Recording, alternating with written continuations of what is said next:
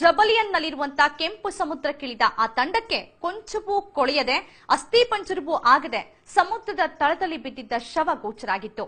ಅದನ್ನ ಅಲ್ಲಿಂದ ತಂದವರು ಅದರ ಮೇಲೆ ಸಂಶೋಧನೆ ನಡೆಸಿದ್ರು. ನಂಬಿಬಿಡಿ, ವಿಸ್ಮಯ ಅರಿತ ಮರುಕ್ಷಣವೇ ಅವರೆಲ್ಲರೂ ಮುಸ್ಲಿಂ ಧರ್ಮಕ್ಕೆ ಕನ್ವರ್ಟ್ ಆಗಿದ್ರು.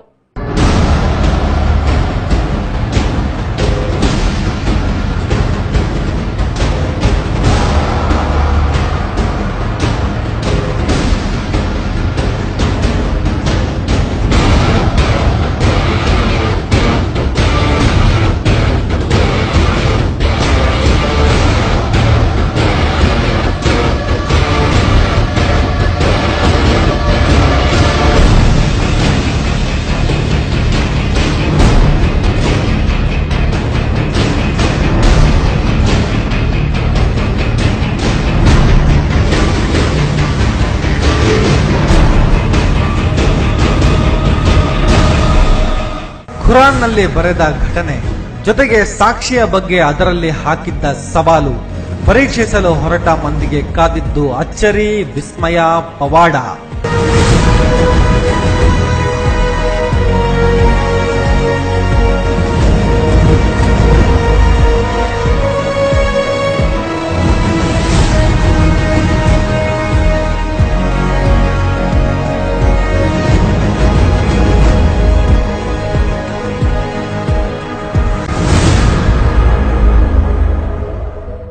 ಸಾವಿರದ 898ರಲ್ಲಿ ಅಂದರೆ 116 ವರ್ಷಗಳ ಹಿಂದೆ ಜಬಲಿಯನ್ನ ಕೆಂಪು ಸಮುದ್ರದ ತಳದಲ್ಲಿ ಏಕಾಂತವಾಗಿ ಅಂಗಾತವಾಗಿ ಬಿದ್ದಿದ್ದ ಶವವನ್ನು ಪರೀಕ್ಷಿಸಿದಾಗ ದೇಹ ರಚನೆ, ಅಸ್ಥಿಯ ಬೆಳವಣಿಗೆಯ ವೈಖರಿ ಇನ್ನಿತರೆ ಪ್ರಕಾರಗಳ ಹಲವಾರು ಸಂಶೋಧನೆಗಳು ನಡೆದವು. ಅದು 3000 ವರ್ಷಗಳ ಹಿಂದಿನ ಶವ ಅನ್ನೋದು ಖಾತ್ರಿಯಾಗಿತ್ತು. ಆ ಕ್ಷಣವೇ ಕುರಾನ್ ಅನ್ನು ಪರೀಕ್ಷಿಸಲು ಹೋದವರೆಲ್ಲ ಮುಸ್ಲಿಂ ಧರ್ಮಕ್ಕೆ ಕನ್ವರ್ಟ್ ಆಗಿದ್ರು. ಇನ್ನು ಆ ದೇಹ ಅಷ್ಟು ಶತಮಾನಗಳು ಹಾಳಾಗಲಿಲ್ಲ ಯಾಕೆ? ನೀರಿನಲ್ಲಿ 24 ಗಂಟೆಯ ಮೇಲೆ ಯಾವ ಶವ ಕೊಳೆಯದಿರಲು ಸಾಧ್ಯವಿಲ್ಲ. ಅಲ್ಲದೆ ಮೀನುಗಳು ಶವವನ್ನು ತಿನ್ನದೇ ಇರುತ್ತಾ? ಇಂಥ ಪ್ರಶ್ನೆಗಳು ಮೂಡೋದು ಸುಳ್ಳಲ್ಲ. ಅದಕ್ಕೂ ಖುರಾನ್ ಉತ್ತರ ಕೊಡುತ್ತೆ. ಫಿರೋನ್ ಎಂಬ ಮಹಾಪಾಪಿಯ ದೇಹವನ್ನು ಕೊಳೆಸದಂತೆ ನೀರಿಗೆ, ತಿನ್ನದಂತೆ ಮೀನಿಗೆ ಆಜ್ಞೆ ಮಾಡಲಾಗಿದೆ. ಎಂಥ ವಿಸ್ಮಯ! ಅದಕ್ಕೆ ತಕ್ಕುದಾಗಿ ಆತನ ದೇಹ ಕೊಳೆತಿಲ್ಲ, ಮೀನು ಮುಟ್ಟಿಯೂ ನೋಡಿಲ್ಲ.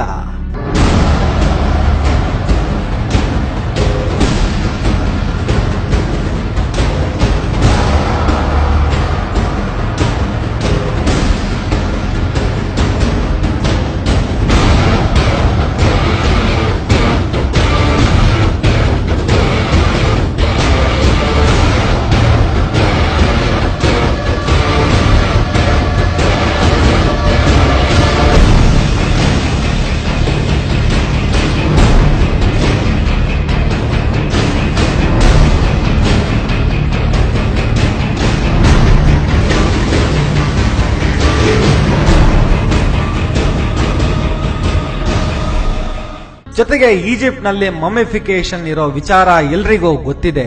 ಮಮ್ಮಿಫಿಕೇಶನ್ ಮಾಡುವಾಗ ದೇಹದಲ್ಲಿರೋ ಆರ್ಗನ್ ಅನ್ನು ತೆಗೆಯಲಾಗುತ್ತೆ. ಇಲ್ಲದಿದ್ದರೆ ಅದೇನೇ ಕೆಮಿಕಲ್ ಬಳಸಿದ್ರೂ ಮಮ್ಮಿಫಿಕೇಶನ್ ಸಕ್ಸಸ್ ಆಗೋದಿಲ್ಲ. ಆದ್ರೆ ಫಿರೋನ್ ದೇಹದಲ್ಲಿ ಆರ್ಗನ್ ರಿಮೂವ್ ಆಗಿಲ್ಲ. ಅಲ್ಲದೆ ಅದೇನೇ ಮಮ್ಮಿಫಿಕೇಶನ್ ಆದ್ರೂ ನೀರಿನಲ್ಲಿ ಉಪಯೋಗವಾಗೋದಿಲ್ಲ.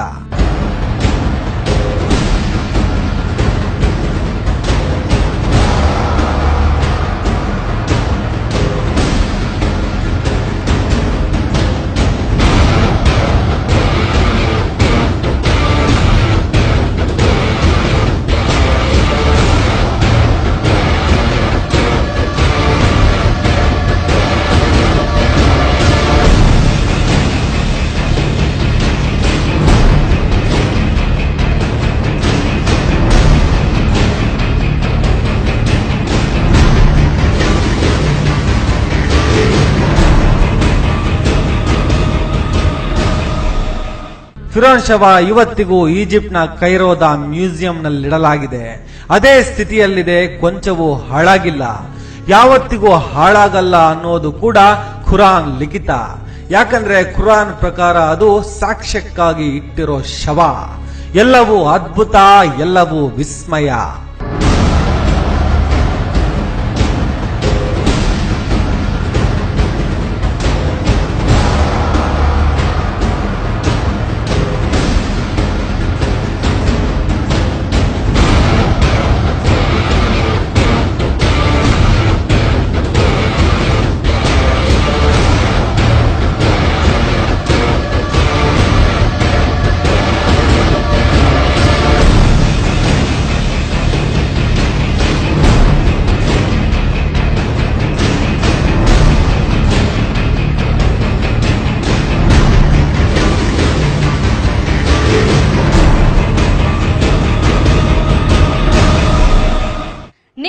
ಇಷ್ಟೆಲ್ಲ ಅಚ್ಚರಿ ಇರೋ ಫಿರೋನ್ ಶವ ನೋಡೋ ಆಸೆ ಇದ್ರೆ ಈಜಿಪ್ಟ್ನ ಕೈರೋಗೆ ಹೋಗ್ ಬನ್ನಿ.